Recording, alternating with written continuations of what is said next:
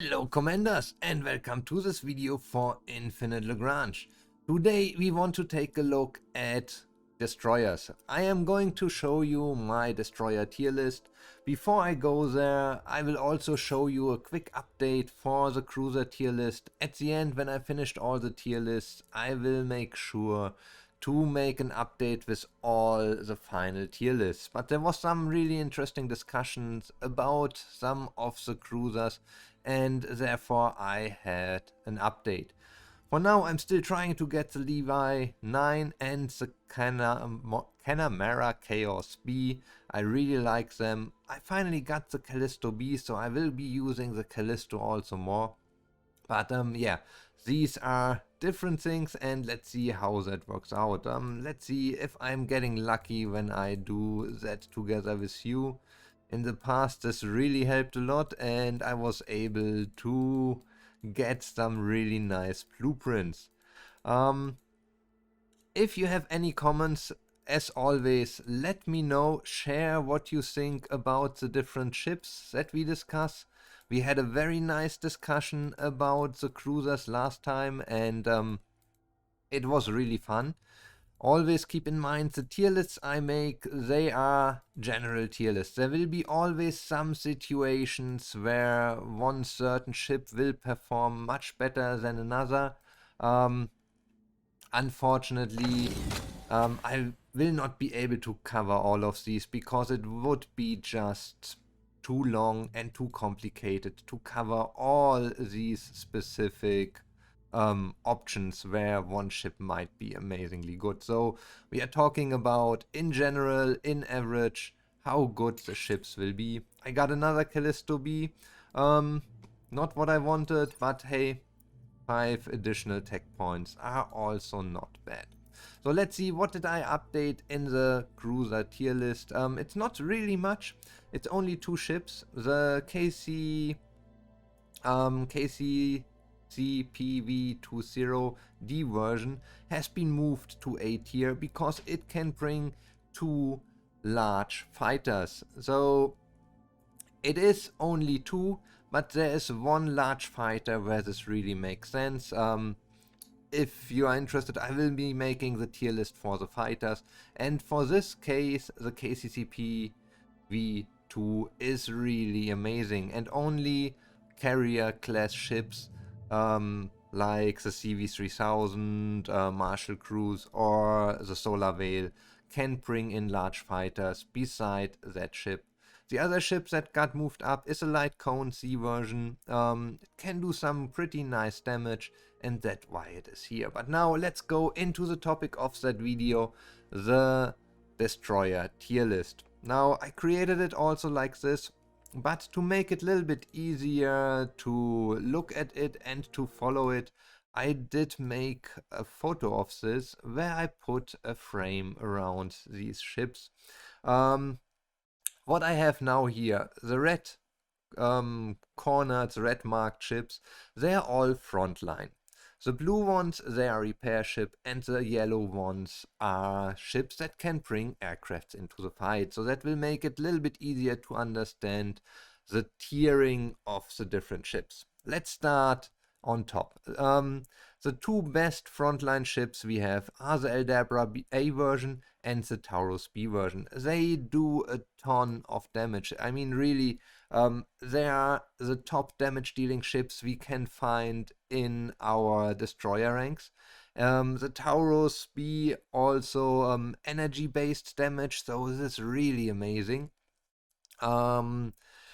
What else do we have to say? They are frontline, you have to keep that in mind, and you can't really get very high armor. So early in game, having 30, 50, 70 armor, that's fine. Later in game, it will not be so perfect anymore. And the other thing to note is the Eldabra, while it doesn't do energy damage, it does a max damage unskilled of already 350. So if you fight something with 30 armor, this is just a 10% deduction of damage, not really too bad. That's why Eldabra A, Taurus B, top tier for frontline destroyers. In A tier we have the Eldabra B, it's a tankier version. It does have more armor, which is nice, but it also does less damage. So while the anti-ship damage unskilled for the generic type is 7600, the Eldabra B only comes with 6300 damage. You can go for the Eldabra A up to 46 armor. For the Eldabra B, you can go to 53 armor. So yes, you can get 7 armor more, which is, I don't know, like 15% more armor, but I don't think it's worth sacrificing this additional damage. The Taurus A, similar thing. It's an offensive version. It comes with, offensive version. It comes with a little bit less armor, if I remember right, but it does also less damage. So the Taurus B is just overall the better version of the Taurus. Let me know, maybe I just mixed up the armor part, but at least I'm sure about the damage. So still, all of them are frontline. I put also the Guardian C inside here. It does do quite a lot of damage. It is also energy based, similar as the Taurus. I would prefer the Taurus as they are tankier. And yeah, so you can use it. It might even be B version, but at least the Eldabra and the Taurus, they are the best things you can put in the front line for your destroyers. Now, if we look at the B tier ranking, we will find the first Ares. And I know, I hear you already screaming, hey, what about the Ares? It has high evades and so on and so on. I know.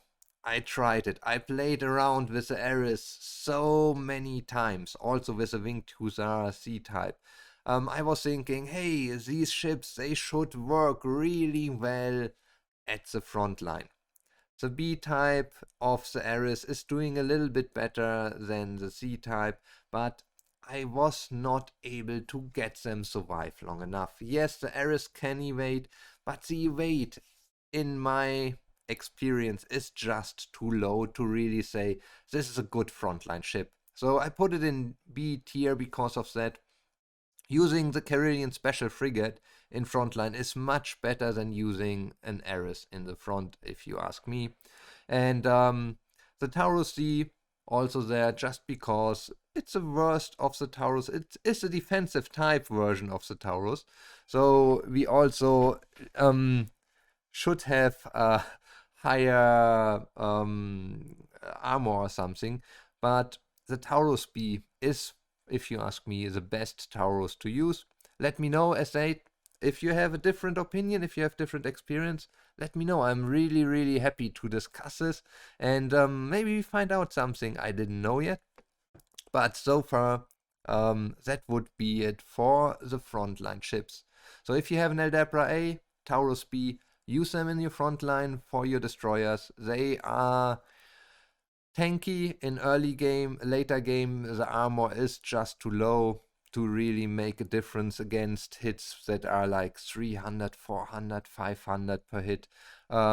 50 armor doesn't really cut it anymore there. So for me in late game, I honestly don't use destroyers in the front line much anymore. I do use the Carillion Special Frigate, which is doing really well because it is very, very high evade, and I do use cruisers because they really can bring in enough armor and enough energy resistance to make a little difference there. So going into the next category that we have here, the blue marked ships. These are ships that can repair. In the past, the Ceres B version was the king of the repair ships because it had, or it still has, 2 repair UAVs. But unfortunately, in one of the last patches, it got reduced in its repair amount. So it now only repairs for half, meaning 2 of the repair UAVs repair for around the same as one of the repair UAVs of the Guardian and Tundra. Now, I did play around with Guardian and Tundra and the Ceres a lot after the patches, and I see, yes, there are some situations where the Ceres is performing a little bit better. Overall, they are performing all very close together, and the reason why I put the Tundra and the Guardian in S-Class and the Ceres in C-Class is they just do more damage. So while they all heal, repair very close together, the Guardian and Tundra will bring an additional damage boost into your group, and therefore I think they perform a little better in your fleet. So that doesn't mean I don't use a Ceres. I still use a Ceres sometimes, especially if I have some TPs left on the Ceres, because I use the Guardian and the Tundra for bringing in aircraft. And that brings us to the next category. And you can already see I do have the Ceres in both cases at the A class. I prefer using the Tundra over the Ceres for bringing in my aircrafts here.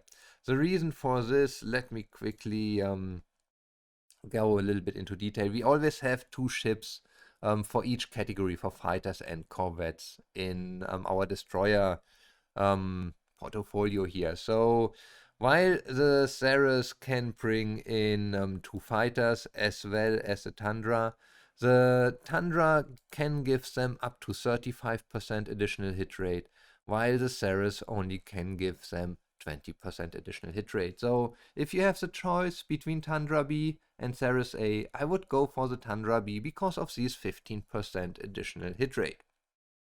Now, talking about the Guardian and the AC 721, the story is a little bit different because this now depends on the situation where you want them. The Guardian does have the higher damage buff, while the AC 721 can bring in the additional lockdown time reduction. That's why I got them both in S tier. So depending what fighters you want to bring in, you will choose the better matching destroyer to do so. Or if you bring in a lot of fighters, you will use both of them anyhow. So Guardian and AC will bring in your corvettes. Now that brings us to the last category of ships we have here, DPS ships, so damage dealing ships. And you see I don't have any DPS only marked ship here. The reason for this is pretty simple. The highest damage for the destroyer category is coming from our frontline ships. Now, the Eldabra and the Taurus, they do an amazing high damage output. And even the Guardian C-Class does have a higher anti-ship damage than the Kuar. Now, why do I have the Kuar still in A tier? The reason for this is, again, very simple, because the other ships are frontline ships. Now, if you come into the later game, you might not want to have your damage dealing ships in the front line, because they are usually the ones that get attacked first. And there the Kuar B version comes in. It has really good damage, torpedo type, so it can also skip the front row of the enemy. It's a mid-row ship, and it is also pretty cheap in concerns of CP. You only need 6 CP for this one, while our Eldabra and Taurus require 8 command points. So the Kuar therefore has a special place in this tier list. When we go a little bit down, we will see I do have the AC 721 D version, because it is also energy based.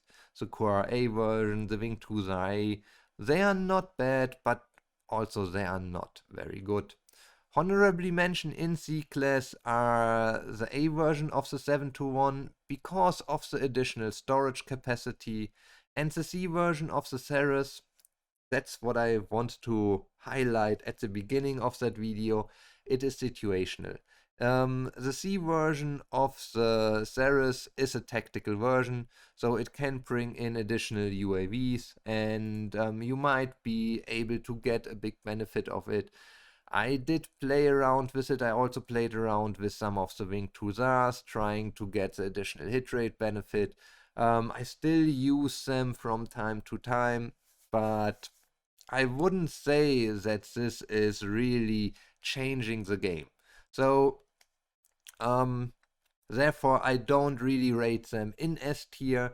They bring in some buff like additional 15% hit rate or things like that, which always is nice, but it is not really a game changer for me. But I'm very curious to hear what you have to say, because I am already sure that I will get quite some nice feedback there.